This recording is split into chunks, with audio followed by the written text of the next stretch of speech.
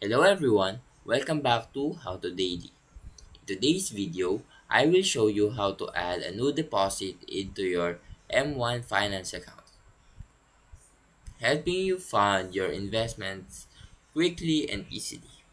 So now let's begin.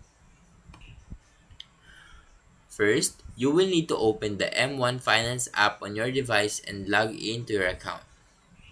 If you are not currently logged in, enter your credentials to access your dashboard. Next is once logged in, tap on the funding tab at the bottom of the screen.